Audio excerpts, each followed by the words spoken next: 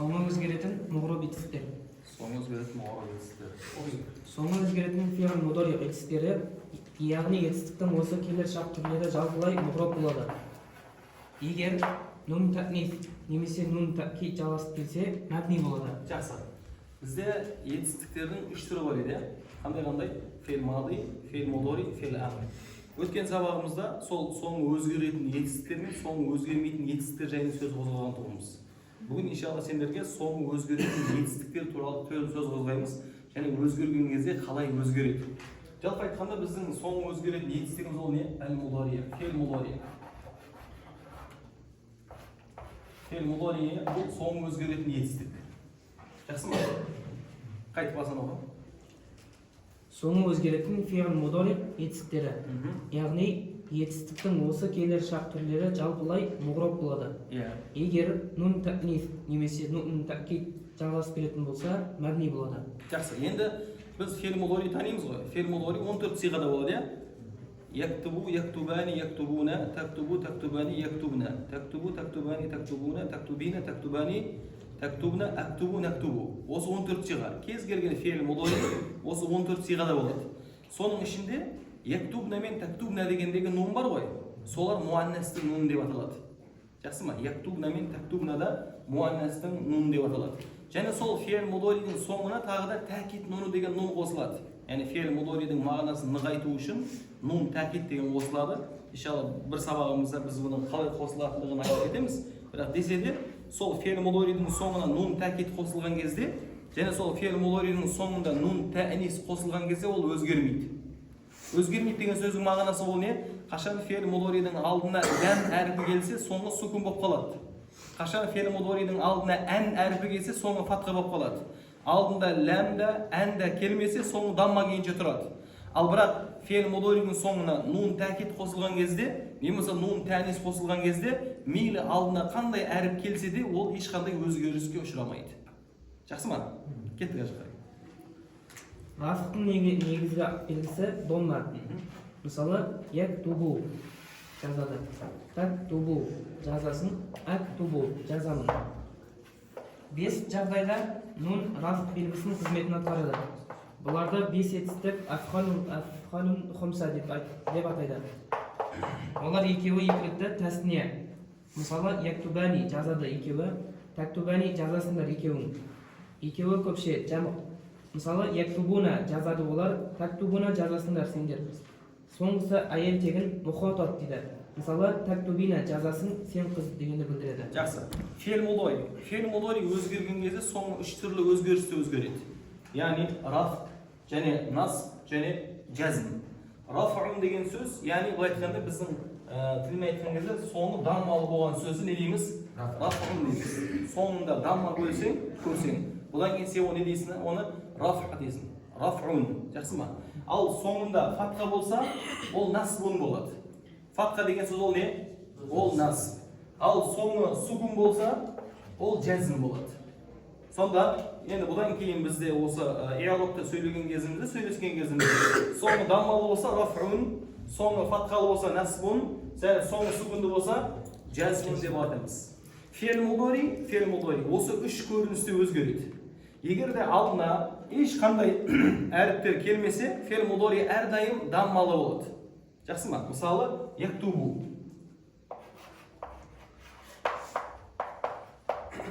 Яктубу дегендегі сияқты. Міне мына тұрмына жерде дамма.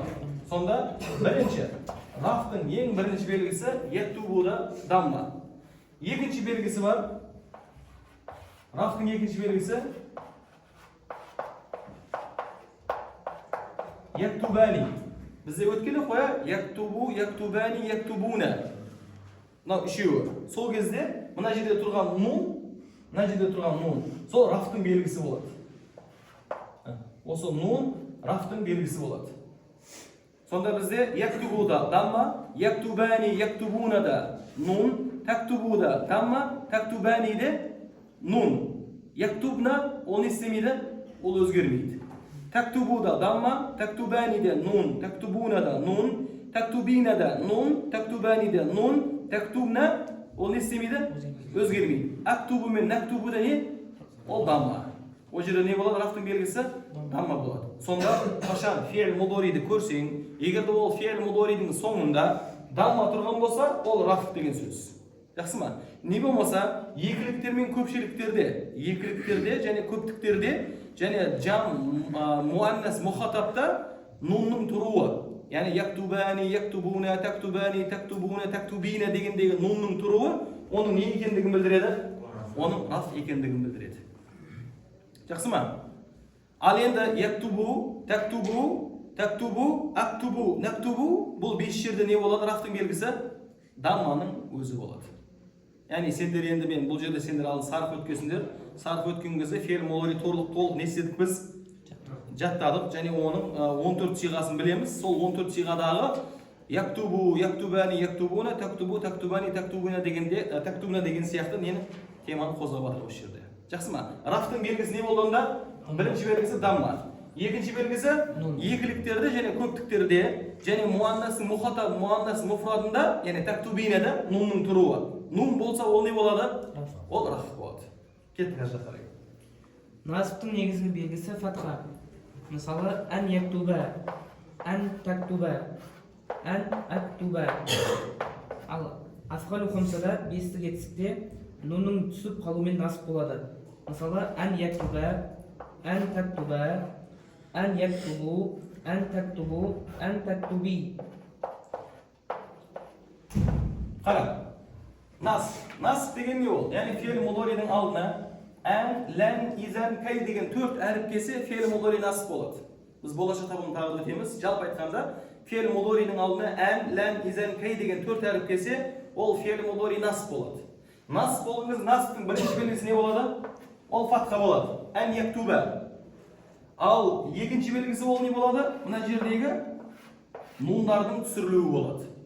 Сонда ән яктуба, ән яктуба, ән яктубу, ән тактуба, ән тактуба, ән яктубна. Ән тактуба, ән тактуба, ән тактубу, ән тактуби, ән тактуба, ән тактубна. Ән актуба, ән нактуба. Жақсы ма? Яғни өзгерген кезде анау жаңағы дамма болатын жердің барлығы неге айналады? Фатхаға, нуны барлардың нунның бәрі не болып қалады? Түсіп қалады. Және бұның насып екендігін қаяқтан білем? Алдындағы 4 әріптен. Олар кімдер? Ән, лән, изан, кай. Жақсы ма? Кеттік ар. Жазымның негізгі белгісі сұқын. Мысалы, ләм яктуб, ләм тактуб, ләм актуб. Ал бестік етістікте афғалу хомсада нунның түсіп қалумен жазым болады. Мысалы, ләм яктуба жазбады, ләм тактуба жазбадыңдар, ләм яктубу, ләм тактубу, ләм тактуби. Жақсы. Жазымның негізгі белгісі не деді? Ол сукун. Жазымның негізгі белгісі не екен? Ол сукун екен. Ал енді бағанағы нундар бар жерде тура насып сияқты нундар не болады? Мына жердегі нун түсіп қалады. Сонда ләм яктуб, ләм яктуба, ләм яктубу, ләм тактуб, ләм тактуба, ләм яктубна. Ләм тактуб, ләм тактуба, ләм тактубу, ләм тактуби, ләм тактуба, ләм актубна. Ләм актуб, ләм нактуб. Сонда біздің фе'л мудори өзгерген кезде мені осы 3 көріністе өзгереді екен. Соңы раф болады, соңы насып болады, және соңы не болады? Жазым болады. Енді мені осы раф болатқан сөзді мен қазірде жара біз неге үйрете басам сендерге. Раф болған сөзді не деймін мен? Марфуун деймін. Марфуун деген ол раф болған не? Раф болған сөз. Насып болған сөзді не деймін? Мансубун деймін. Мансубун. Мансуб деген нәрсе не? Насып болған сөз. Ал жазым болған сөз не деймін? Мәжзумун деймін. Мәжзумун. Сонда мына жерде яктубу бұл не болды? Марфу болды. Қаяқтан білдің марфу екендігін? Даммату. Яктубани не болды? Марфу болды. Қаяқтан білдің раф екендігін? Нунның тұрғандығынан. Дұрыс па? Мысалы, яшрабу марфу. Қаяқтан білдің раф екендігі? Дамма бар. Яшрабуна марфу. Қаяқтан білдің раф екендігін? Нуны бар. Жақсы ма? Qara, an yaktuba mansub. Nasb ekan qaqdan bilding? Fathasi bor. An yaktuba mansub, nasb ekan qaqdan bilding? Nun sukun. Ya'ni oldinda an bo'ladigan nelar bor? Aliflar bor. Lam yaktub ne? Majzumun. Jazmning belgisi ne? Sukun. Ya, lam yaktuba majzumun, jazmning belgisi ne? Nunning tusuvi. Mana oslaycha bizlarda fe'l mudori o'zgargan кезде osonday nelar bor? Osonday o'zgarishlar bor ekan. Yaxshi, ketdik aşağı qarang. Mana o'sha yerda menga bir narsa qo'shsa bo'ladi. Saboqqa qo'shimcha ретінде, bu endi kitoblarda yo'q. Masalan, menga ne berdi? Yaktubu degan so'z berdi. Misol, yashrobu degan so'z berdi. Yashrobu. Durustmi? Yashrobu men ne deyim? Tanıştıram. Bu ne bu? Birinchidan bu fe'l mudori. Yashrobu degan ne? Fe'l mudori. So'ymi? Fe'l mudori. Yaxshi. Marfu'mi, mansubmi, majzummi? Marfu'un. Ne bu? Marfu'un. Endi qara. Va alamatu raf'ihi. Ya'ni onun raf ekanligini belgisi ne? Aqdan bilib olsa raf ekanligini damma bo'lib berasiz. Alamatu raf'ihi o ne bo'lsin-da? Ad-dammatu. Ad-dammatu. Yaxshimi? Misol, yaktubani.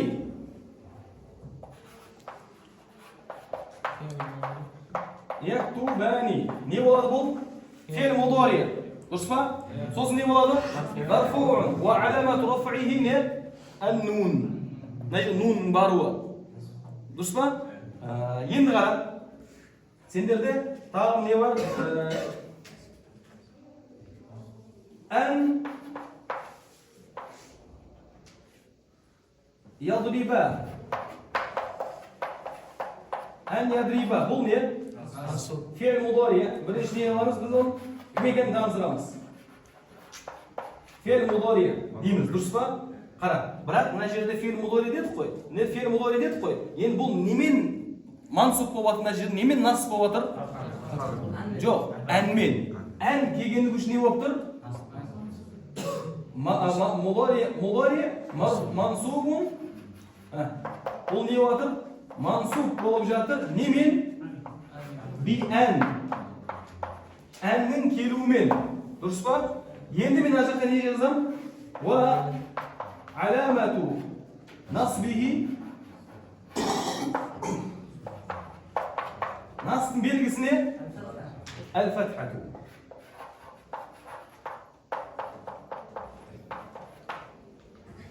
Dal shu siyaqda misol lam yashrob bo'lsa. Najira ne? Lam yashrob. Bu ne yashrob degan? Fe'l mudori. Durustmi? Fe'l mudori. Ne bo'libdir bu yerda? Majzumun. Majzumun. Nimen jazm bo'ladi? Lammin. Bi lam. Lammin ne bo'libdir? Jazm bo'ladi. Va alamatu jazmihi. On jazm belgisi ne? Sukun. Najirda as-sukun. Endi men fe'l mudori o'say qani. Fe'l mudori deb bugundan keyin aytgan кезде o'say taniysiz. Kez kelgan fe'l mudori ko'rding, oldingda marfu bo'lsa ne deysan? Bu fe'l mudori'un marfu'un va alamatu raf'ihi ad-damma va alamatu raf'ihi an-nun. Meni mesela bi subuti nun. Ne mesela bu fe'l mudori majzumun va alamatu jazmihi as-sukun. Fe'l mudori mansubun bi an va alamatu nasbihi al-fatha degan siyaqda jalb aytganda bu qo'shimcha. Buna kitapta hozir sende yo'q, biroq desa-de bo'lajaqda жаңағыдай fe'llarni jalb qanagan кезде, ne bo'lsa tanishtirgan кезінде mana o'say tanishtirasan. Yaxshimi? Mana shu yerimiz. Жалғастырған жаққа. Ескерту. Тиянақсыз, яғни иллат әріппен аяқталған есіктер иллат әрпі түсіп қалу арқылы жазым болады. Мысалы, лам ябари ұштамады әсілінде лам ябари. Лам лабари ұштамады әсілінде лам лабари. Бәрі оқып кетеді. Nun ta'kid деп осы келешек етістігінің мағынасын нығайту үшін етістіктің соңына жалғанған нунды атайды. Бұл нун ташдидті немесе сукунды болады. Мысалы, яктубанна, яктубан, ясмаан, ясмаанна. Ескерту. Етістіктің соңындағы илат әрпі алиф болса, ол етістіктің соңғы түбірі харакетсіз сукунды болып, оған харакет беру мүмкін болмағандықтан раф орнына домма, насб орнына фатха бар деп тағдырда қылынады. Мысалы, яхша қорқады, әсілінде яхшаю. Лән яхша еш қорқпайды, әсілінде лән яхшая. Егер де етістіктің соңындағы илат әрпі вау немесе яй болса, оған домма ауыр болғандықтан раф орнына домма тағдырда қылынады. Мысалы, ядау шақырады, әсілінде ядау. Ярми әсілінде ярмию. Мұндай жасырын иғрабты араб тілінде иғраб тақдири деп атайды. Иғрабы анық көрінетін жағдайларда иғраб лафзи дейді. Мысалы, лән ядауа еш шақырмайды, кәй ярмия лақтырулары үшін. Жақсы.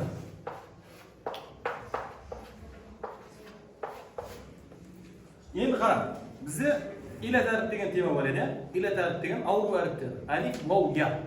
Ауру әріптер алиф, вау, я сөздің түбірі әріптерінен болып, біраз жерде ішкал шығарады, біраз жерде проблема шығарады. Соның бірі осы жерде. Қара, ябри негізінде лаф жағдайда не болу керек еді? Ябрию болу керек еді. Бірақ араб тілінде я әріпі даммамен айту тілге ауыр болғандықтан, соңғы әріптері, илат әріпті я, әлиф, вау болған калималарда ол дамма жазылмайды және оқылмайды. Сонда бұл не болады? Ябри болады, яхша болады және ядау болады. Жақсы ма? Негізінде ябрию, яхшаю, ядау болған.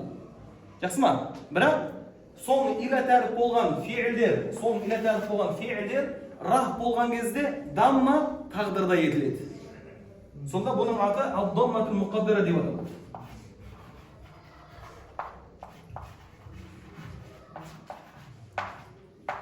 Яғни тағдырдағы дамма. Негізі о жерде дамма болу керек еді, бірақ тілде ол ауыр болғандықтан арабтар оны айтпайды. Араб тілінде ол айтылмайды. Сонда ябри, яхша, ядау, әсілінде ябрию, яхшаю, ядау болған. Бірақ олай не істелінбейді? Оқылынбайды. Сонда бізде дәл қандай? Мысалы, ябри, фи'л мудари, марфу'ун, ва аламат рафу'ихи, ад-дамматул муқаддара деп қоясың болды. Яхша, фи'л мудари, марфу'ун, ва аламат рафу'ихи, ад-дамматул муқаддара.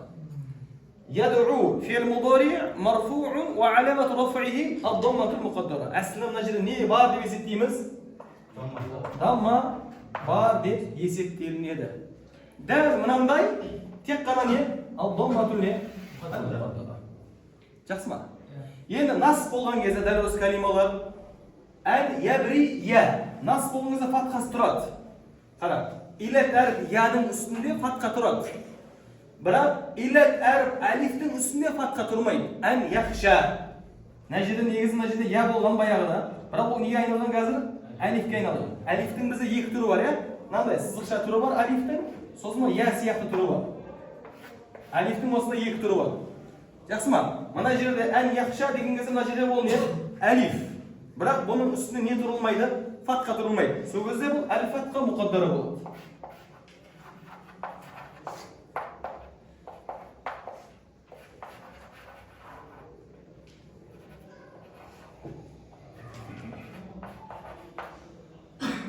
الفتحة المقدرة يعني فعل مضارع يخشى соңғы әріпі илат әріпі болған әлифтерде фатха жазылмайды. Сонда фатха мұқаддара болады. Ал енді әл-ядау уә дейді, не тұра береді? Фатхасы тұра береді.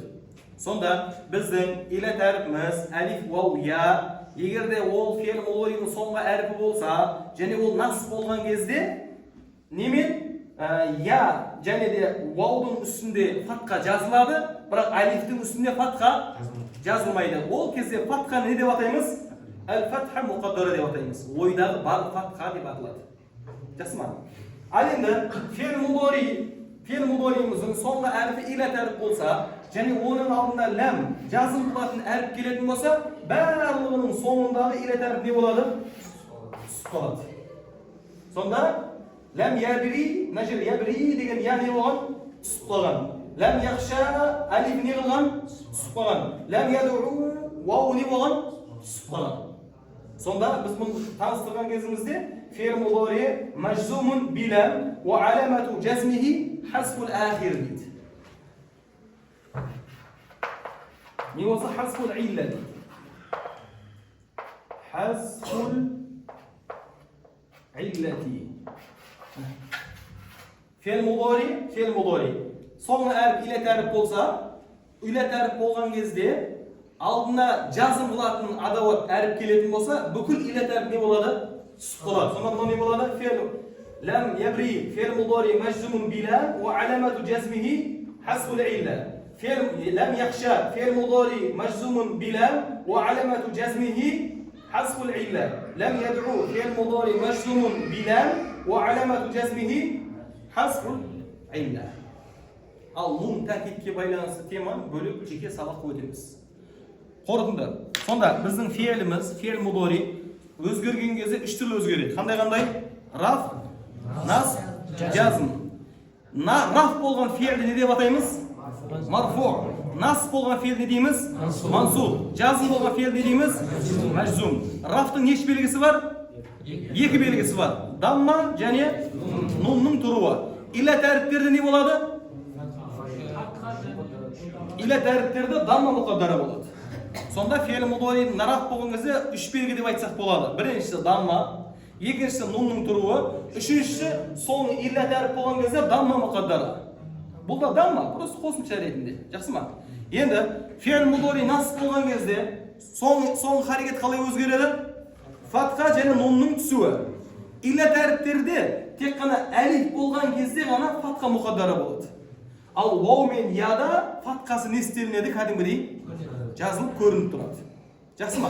Ал енді фе'л мудориіміз жазым болған кезде соңы үш түрлі өзгереді. Біріншісі сукун болады, екіншісі нуны түседі, үшіншісі илат әріптермен аяқталған фе'лдердің бәрі илат әріпі не істелінеді? Түсіп қалады. Оны не деп атаймыз? Хасфул илля дейміз. Енді мынау сияқты көрініп тұрған жаңа иробты ироб зохири дейді. Көрініп тұрған ироб дейді. Мынау сияқты көрінбей тұрған иробты ироб тақдири дейді. Мынау сияқты даммасы көрінбей тұрған болса ироб не болады? Тақдири болады. Ал мынау сияқты фатхасы көрініп тұрған болса ироб зохири болады. Жақсы ма? Жалпы бұл біздің үшінші сабағымыз. Жаттығуға не депті? Төмендегі етістіктердің марфуқтардың үстіне бір сызық, мәжзумдардың үстіне екі сызық әріптерін қойып белгілеңіз. Жақсы. Бірінші сөзді оқы. Ятағадда. Ятағадда. Фе'л мудори. Ятағадда.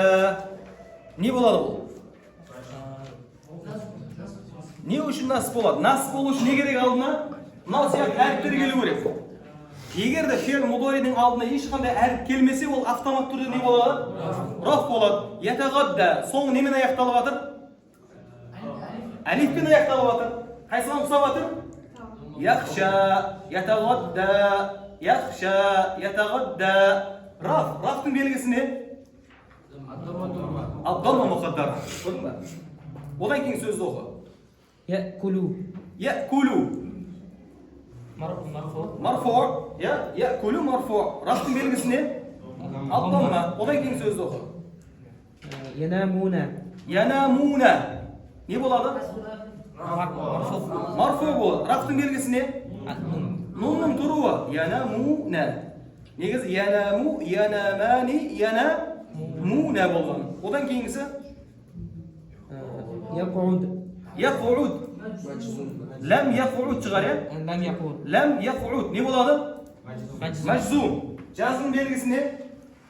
Сукун. Немен жазым болады? Билам. Билам.